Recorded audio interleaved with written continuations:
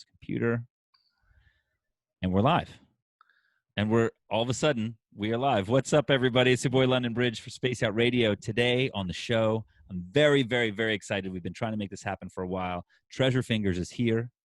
What's up? What's up, guys? Happy to be here. I'm so stoked you're here because, there's a bunch of reasons. I have some personal reasons. We tried to make this happen like 6 months ago. We kind of didn't cross paths, and that was kind of pre-Zoom. Pre everybody knowing how Zoom works, and when you're like, oh, I could have just done it like this the whole time. All right, great. But I think I'd gotten like drum and bass was like one of my first loves. Like when I started, that was probably my first electronic music that I got into. And in my research, I had no clue like your OG drum and bass background. Yeah. And I don't, and I don't know if people do know that. So I know you have a ton of other shit going on right now, but are you still making drum and bass at all? Like what's your kind of relationship with it now? It's pretty intermittent. But I do, and it's kind of more on the basis of like when the creativity strikes, or it's usually just some like frustration, and I'm just like, fuck this, I gotta like fuck something up in the studio. But Evil Intent is still active. We're still putting records out. We're still doing a lot. Mike Gigantor, he's the one who's kind of spearheading it, and he plays most of the shows. Does a lot of the tracks. Nick still does a good bit of the production as well. Right. Bro Safari. It's just all three of us. We're all like, spread out doing so much stuff. Yeah. But Mike is definitely the ringleader over in Evil Intent land. And I help on, some marketing, artwork, right, that sort of thing mainly. And then I jump on tunes every once in a while. But yeah, it's still just ongoing. It'll never die. There's three of us to keep it going. So right. You can always switch members, have new members. Just keep it rolling. That's dope, man. I dug into some of that stuff yesterday and was like, really, I was jamming out. It's fucking hard. Yeah, some of it's fucking crazy. I'll play it for some people that have no idea. They just know the Treasure Finger stuff, and I'll be like, listen to this. Right. No, but it's like it harkens back to. I was like super into like Aphex Twin, like in college. Like, was, like, my same. shit. And I never really produced that style, but I always like respected people who could get into that kind of mindset. Yeah. And like, is it for you on the production side? Like, because I don't really produce much drum and bass. I fuck around a little bit, but like, do you have a different kind of headspace if you're going in to make that type of record versus like a house record? Or yeah, it's totally different. Even the way the production technique and everything, it's just wildly different from Treasure Fingers or house or disco type stuff. Right. But on that same tip, that was one of my biggest inspirations was like Square Pusher. Yeah. When I first heard that shit, I was just like, what is happening? How do you do this? Right. So, and I don't know, I was probably super young. I don't know when Hard Normal Daddy or Big Loda came out. Probably like 15, 16.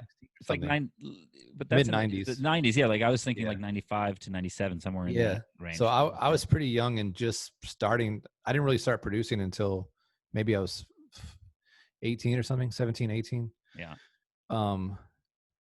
So I took that, but I also got really into drum and bass. So I was trying to merge all those influences of, especially I used to listen to just hardcore, like, punk and hardcore and fucking black metal and whatever else. So it's kind of taking all these different inspirations and fusing it into drum and bass somehow. Right. But yeah, the whole production approach is just like wildly different. And especially working with Nick and Mike, we do a lot of collaboration. So, like I prefer using Cubase. If it's just me, I'll just use Cubase as my DAW.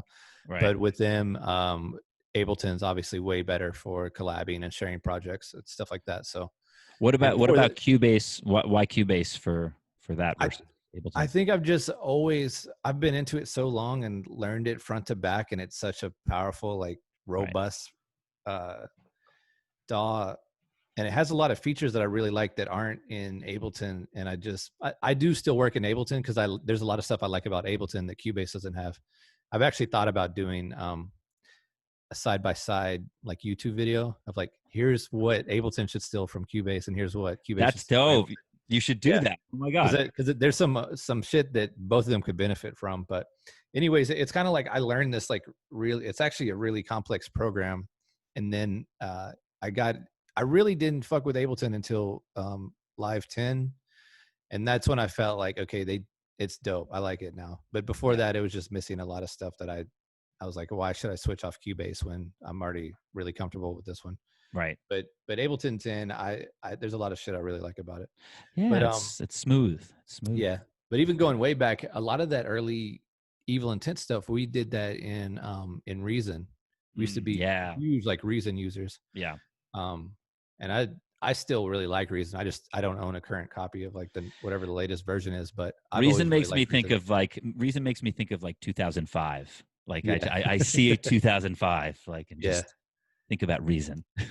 Yeah, I really liked Reason though. The only thing, and I guess now they added more in, audio tracks and be able to record actual audio, but back in the day it was kind of like you just had your modules and you fucking made it like you had some studio. So yeah, man, I've been through pretty much all of the different DAWs and I'm still just like Cubase guy. Right. I get a lot of shit for it sometimes, but I feel like it's people that don't know, they haven't even really used Cubase. And they're just like, what? Not Ableton? But I think of them as like different tools to get to kind of the same place, right? Like it sure. really doesn't matter. Obviously for us, it's like it's producer nerd shit, but like the reality is it's like, does the record sound dope? Yeah. That's what I always defend FL Studio. Like I'll defend it to the death. I don't use it, but it's got a dope audio engine and you can make some cracking tunes in there. And like, everyone loves to hate on it, but I'm like, I know some producers that shit on everyone using this DAW. So no, Angels uses FL. He fucking shreds. Nice. Yeah, dude. Yeah. That's like, I mean, yeah, you've seen, like, I mean, Cross the Dance Floor was the first record I heard of yours, and that's, now it's like 2008, you know what I'm saying? Yeah. And that was huge, still is a classic. I mean, everybody knows that record, still to this day. It's one of those. Yeah, it's pretty crazy. One of those things. And it almost feels like the timing's interesting right now because, like, I was watching your live stream on Friday. It was here was the setting, by the way. Like, you were doing your live stream. I started watching right when you got in the spaceship where it started flying around, the UFO. Yeah. Dude, that was fire, dude. I saw that. I was like, what the fuck? I was like, oh my god. But I was just in my backyard, like throwing my ball to like my two dogs, and they just fight over this one ball. So I was like, you were like cranking like an amazing set, like with the visuals, and I'm just that's like, awesome. Anyway, it was a great moment. But disco, a lot of disco tunes, and basically like Cross the Dance Floor is like total like not disco, but but the kind of electro disco thing, right? And that was the first time you probably have heard that sound before I did, but I hadn't heard that specific kind of blend electro sound. I mean, it's kind of like Daft Punky or what you're kind of taking from other things, but it's its own kind of thing within the context of the club. You know what I mean? Yeah. So what was the jump from like the drum and bass shit? Then all of a sudden you're like making like super disco records. That's what I couldn't figure out how that. Yeah. So what I had started making just some house stuff, kind of sampling, micro sampling and shit. And really one big inspiration who's like, it's not really well known, but he goes by Soft Pink Truth. Mm-hmm. And he put out an album in maybe 2013 or something called Do You Party?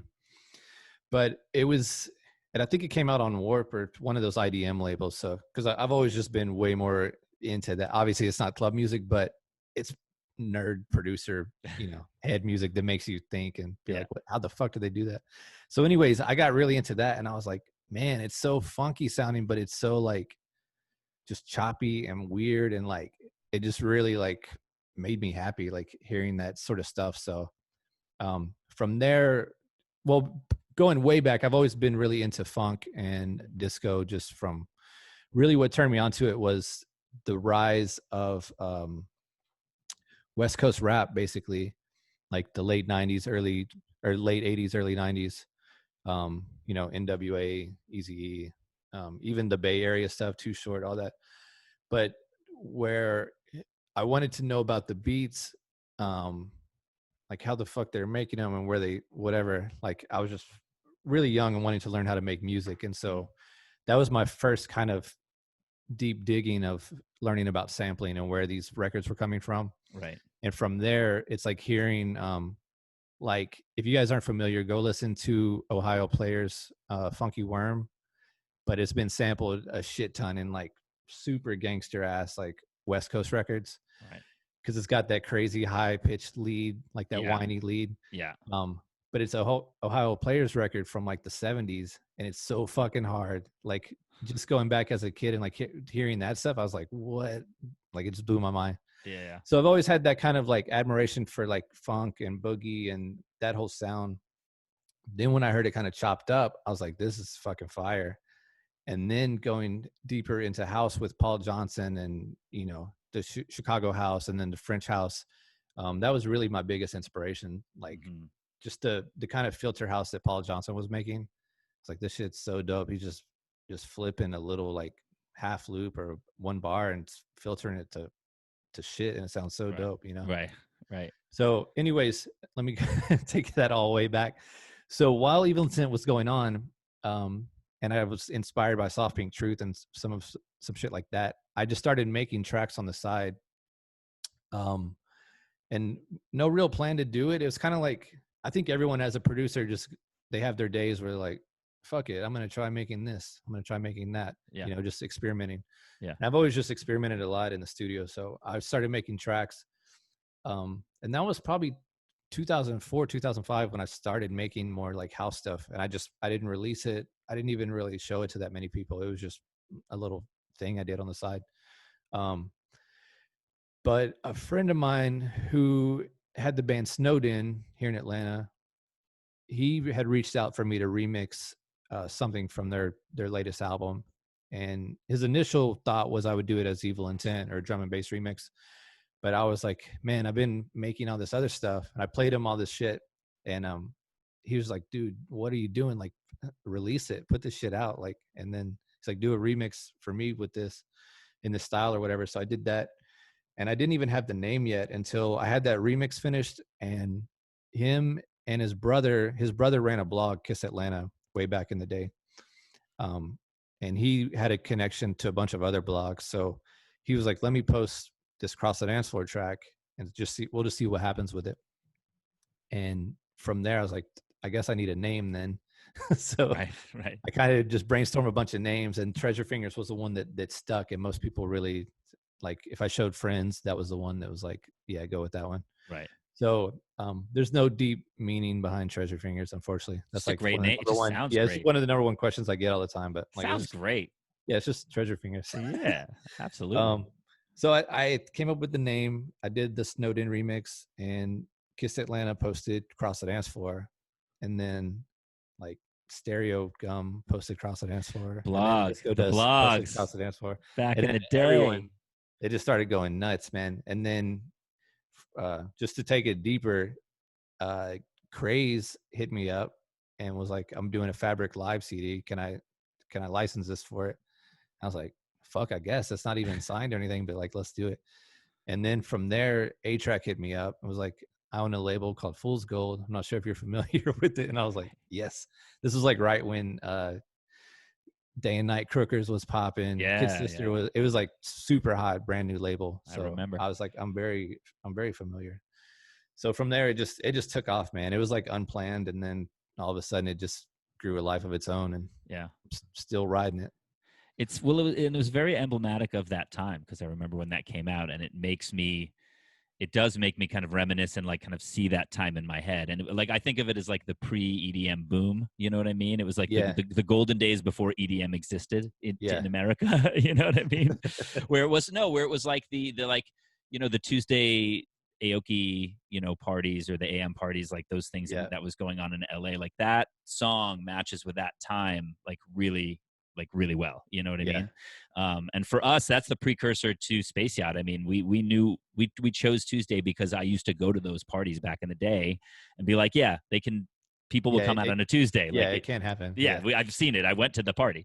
So I think of that really fondly because it's like totally part of, you know, my experience in LA. But I think that record for sure just kind of like struck a chord. But what I think is interesting is like you had, you know, the Chromios of the world and some of that going on, but I think that disco influence was more coming from the indie bands and less from like the DJ producers at that time. Yeah. And now, like, you were playing on your set on Twitch, and you were like a lot of disco records, and like everybody was like feeling the disco shit. Like, does it feel like that's coming? I feel like there's like a disco vibe coming right now, right? Yeah, there's a big one right now. like, and when I didn't really, I've always loved disco house and stuff, but it was like probably right after the EDM kind of boom, there just wasn't much. I feel like disco producers just kind of got squeezed out, and it just wasn't a popular sound. And you know, people were obviously still doing it, but just on a small level. And I wasn't getting many promos. And then at the same time, I was hearing other stuff that caught my ear more like UK bass house and, you know, whatever, like around 2013. So I feel like it kind of dipped off then. And just within the past year, just even this year so far, I've gotten so many disco house promos. Yeah. Than I've gotten in a really, really, really long time, like probably in a decade, I would say. Yeah. So that by the way, randomly enough, drum and bass also seems to be cracking right now as well. Yeah, so it's like same thing. I feel like those two genres all of a sudden, like, I don't know if quarantine was the starting point, but that's when I started to like get a lot of those types of promos. Yeah. Started. What's crazy is before that, I don't know if it was the start of the year or the end of last year, but there was a couple hashtags going around that was like D&B 2020 and Disco 2020. And I think people are just, you know, obviously those two fan bases are very like rabid about their sound, but I think it also is just people are getting a bit tired of, you know, everything else that's been out there. Yeah. Because what's been out there has kind of been dominating since the early to mid, you know, 2010s. Right.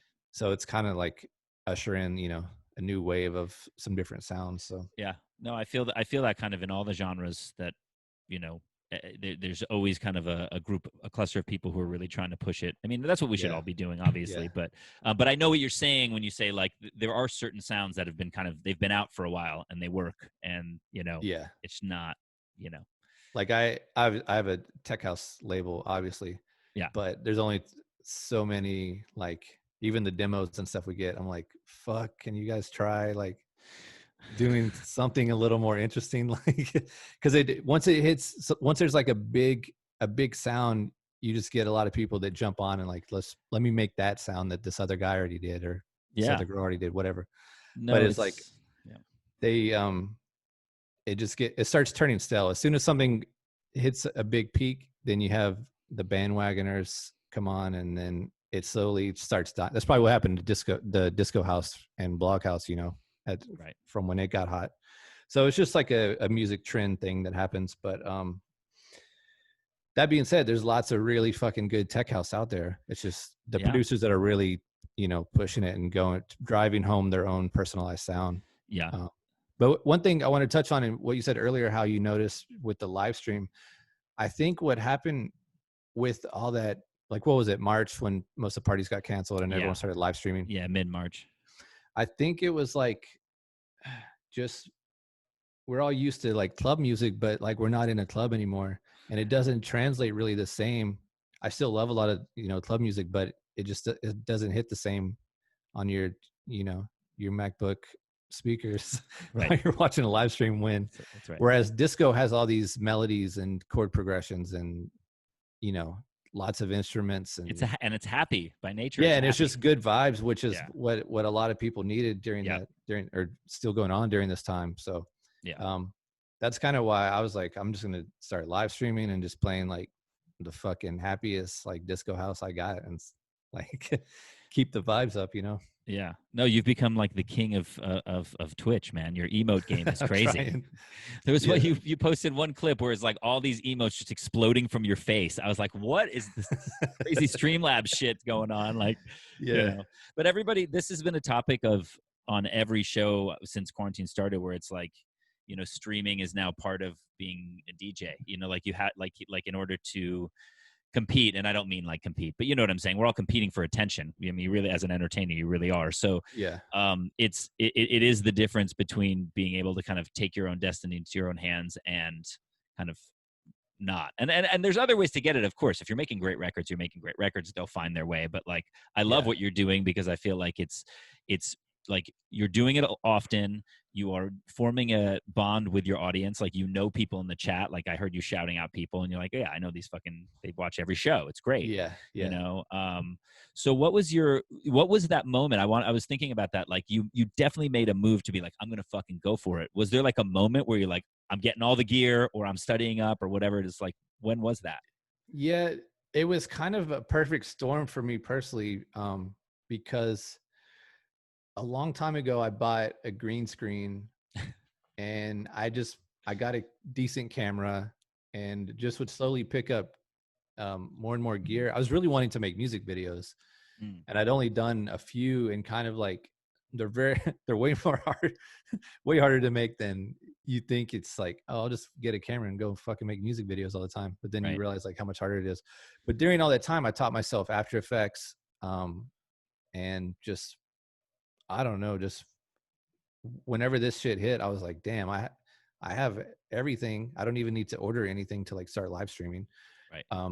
And just before that, me and my wife had tried doing a show called So Fed that was like just cooking, chatting, just kind of like a funny like Twitch show. Yeah. But it was really before when Twitch was just gamers, you know, there wasn't a lot of extra shows on there.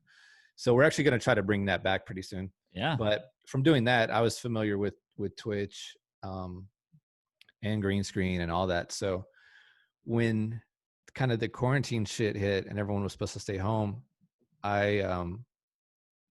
several people asked if I would do a set for them. These guys in Atlanta, they started a thing called Quarantunes. So I was like, yeah, I'll do it. And then me and my wife talked, and I was like, let's just set the shit up in the kitchen, because our kitchen's pretty long, and really the kitchen's only on one half of it. The other side's just a big awkward space. So it's like, let's make that kind of the green room studio. And I'll just make some dates up, a schedule, and then that'll be what I do now. Yeah. Until, you know, clubs open again. But even then it's taken off. So I'm like, this is dope. So I plan to keep it up, and then say Friday nights, if I'm out touring or playing somewhere, I can't do that, but I'm going to try to work it out with the clubs if they've got good enough Wi-Fi or whatever. Like I got a GoPro 8 too that you can live stream direct from. So right. I'm hoping there's some way I can still live stream my usual times, even if I'm out on the road. Right. But the thing that I think that I really connected with that helped me is, prior to this, I've never really latched on to any of the like social media trends. Like even when Facebook was around, I feel like I've always kind of struggled with social media, and never, like, I would get decent followings, decent numbers on each platform, but I'd never put myself like fully out there to where fans have something to like really, really see my personality, I guess. Right.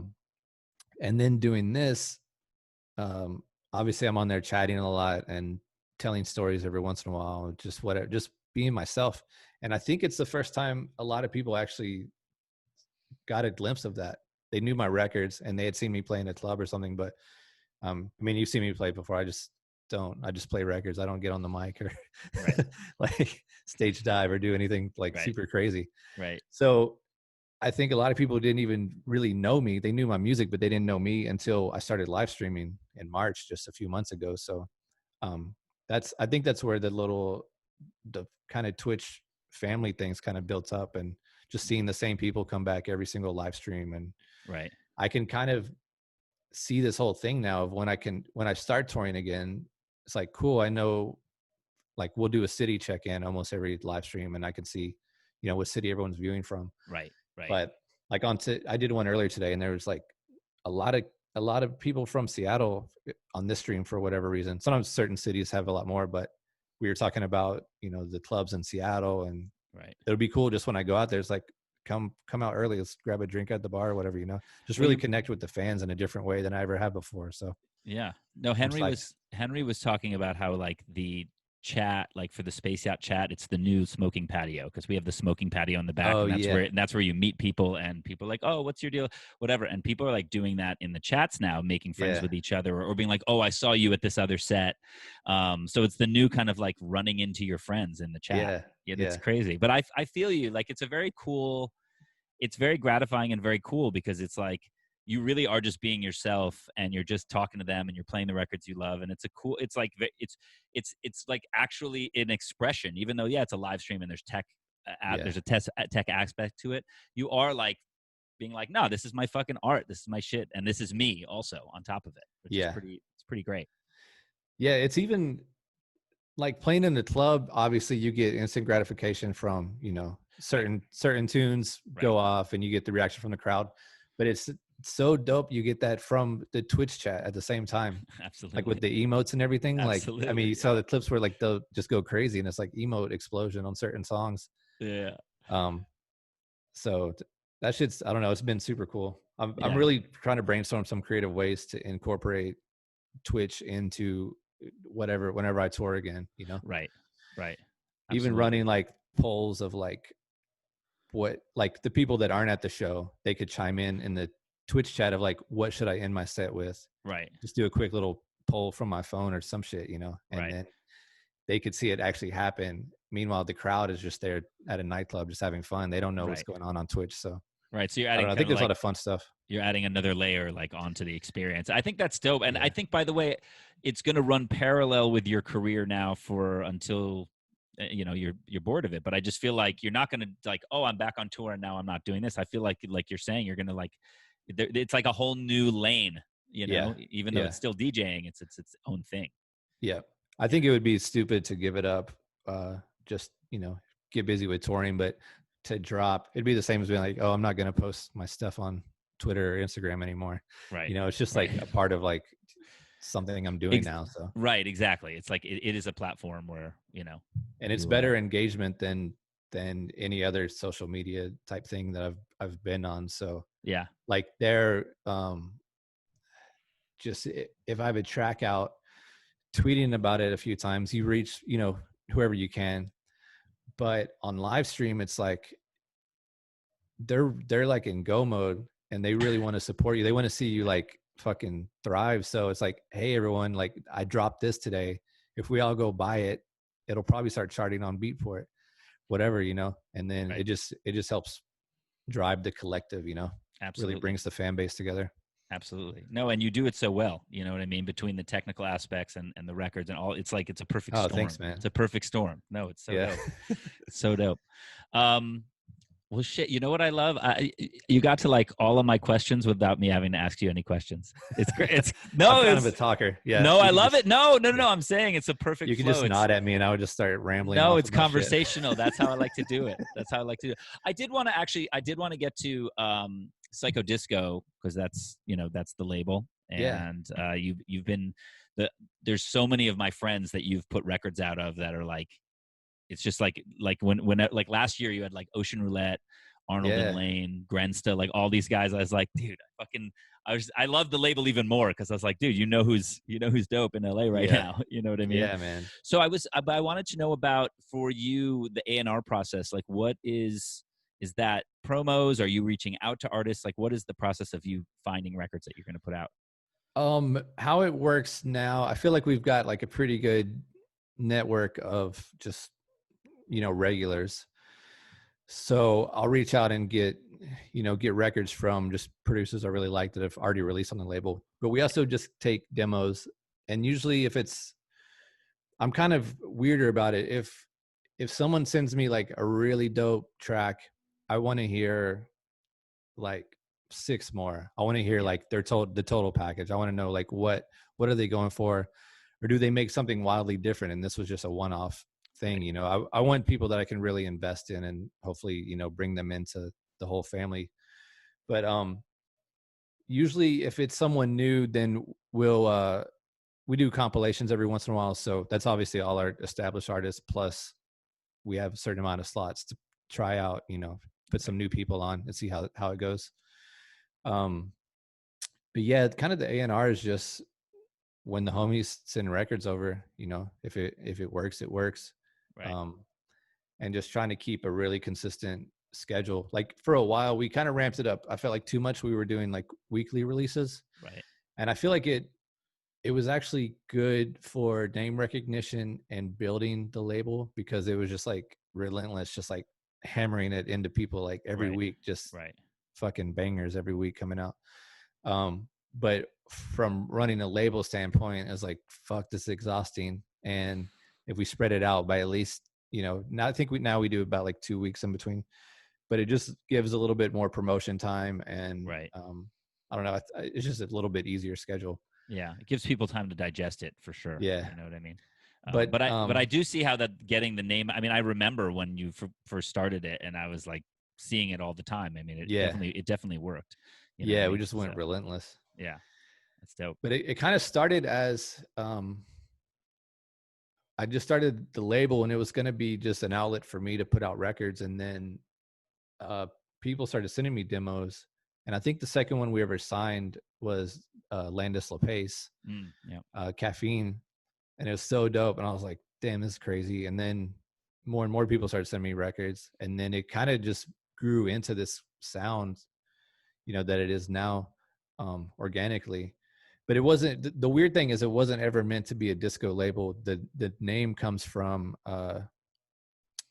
like our nightlife culture basically derived from disco. Like before that, there wasn't anything like this type of shit.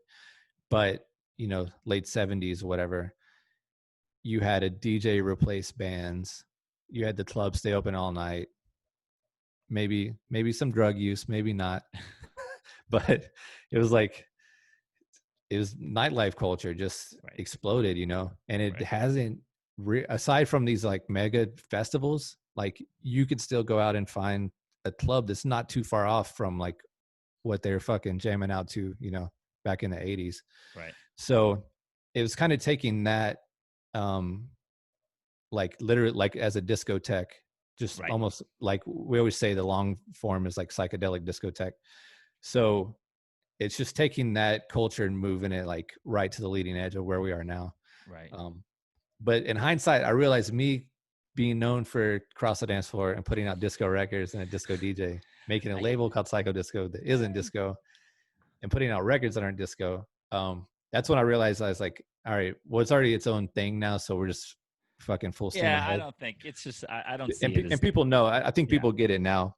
Yeah. But there's always, I get a few messages every once in a while, just people confused or people sending us disco demos, and I'm like, I like it, but it's not quite for us. Right. Right.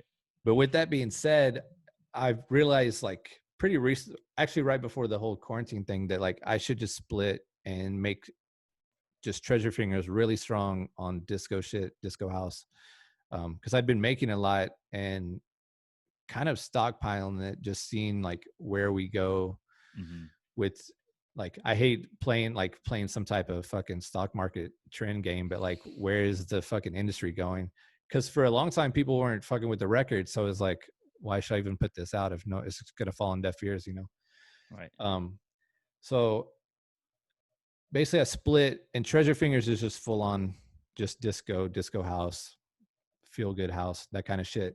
And I'm going to use an alias going forward for anything, tech house or kind of the darker side of things. So cool. I've got a collab with Roddick that's coming out Friday, I believe. And then I got a solo EP later in July. And I also have a remix I did for Black V-Neck and Ernesto that'll be on Holy Moly in July. So it's kind of good timing for me. I think the whole COVID like reset just I don't know, it was just like gave me some time to be mindful and fucking think about, look at my whole career from the outside in and be like, all right, where do I want to go from here? Like, because overnight, like everyone just got fucked up. It's like everyone's shows are canceled. Yeah. Stay home. We don't know when it's going to be over. So I was like, let's live stream and I'll make disco and I'll split this up and go tech house. So the alias is Data Tab if anyone's interested. Okay. Do you have stuff out yet, or what's the No, it's not out till Friday. Data Tab. So, Data Tab, DATATAB. Data Wait, Tab. did I put too many ATs in there? Data Tab. Data Tab. I love it. Kind of a reference to expanding the mind a little bit. Sure. Yeah. We all got to do it. I'm going to Joshua Tree next week. I'm excited about it. Well, shit, this is awesome, man. Thank you so much for the time. You have a guest mix coming up, yeah? I think you do. I think you do have a guest mix. But seriously, this was a great conversation. And what's the guy in the background of the screen? What is it? That's Steve's. That's a show. People Just Do Nothing. It's a British show about a pirate radio station DJ crew. Okay. And he's kind of like the super burner one. Right. And in that scene, he's talking about his like weed plants, but someone's about to come by and inspect the apartment for something. And they're interviewing him. And then they're like, well, what are you going to do about these? And he's like, I think he says he's going to close the door or something. I don't know. It's a hilarious show. But I use this as my Zoom background because usually when I reference him, it'll be right when he like turns and looks back at the camera. Like he just did just now. Yeah, it's just super fucking funny. That's perfect. Awesome. All right. Well, thank you so much for being on the show. We are going into a guest mix from Treasure Fingers. It's your boy London Bridge for Space Yacht Radio. We'll catch you next week on the Flippy Flop. Later. Thanks for being here. Yeah, thank you, man. All right.